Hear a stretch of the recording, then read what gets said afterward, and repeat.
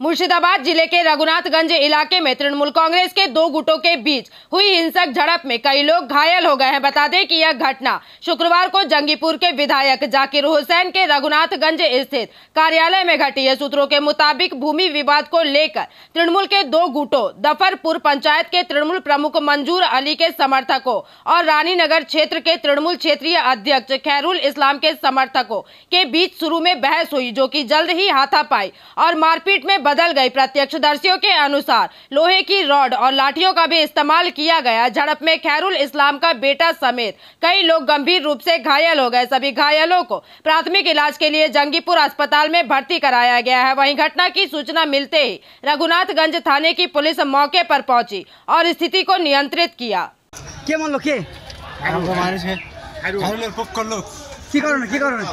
কি কারণে গন্ডগোল? মীমাংসা করতে এসেছি। আমরা 82 শতক জায়গা নিয়েছি, সেই জায়গা ওরা রেকর্ড করতে দিবে না অবৈধভাবে। ওই জায়গাকে আটকে রেখেছে, বিএলআরওকে রেকর্ড করতে দিবে না বলে। আমরা যখন ওখানে বিএলআরওতে যাই, তারপরে ওখান থেকে এসে আমাদের এমএলএ সাহেব জাকির দা উনি ডেকেছিলেন ফয়সালা করার জন্য। এখানে এসেছিলাম, এখানে এসে আমাদের উপরে চরমভাবে অত্যাচার করলে আর এইভাবে আমাকে মারলো। আমার নাম গাজী রহমান। মেরেছে খায়রুল দলের লোক, খায়রুল শাহাদাত আর এই প্রধান। আমি দাঁড়াতে পারছি না, আমার শরীর খারাপ।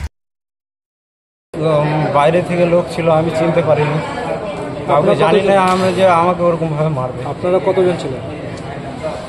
আমরা কজন ছিলাম, এই ফয়সালার জন্য আমরা যে কটা পার্টনার ছিলাম, আচ্ছা, সেই পার্টনার কোটায় ছিলাম। কটার সময় ঘটনা এটা? টাইমটা বলতে পারছি না, আনুমানিক 11টা 11:30 এরকম হবে আনুমানিক। এখন হসপিটালে আছেন তাই তো?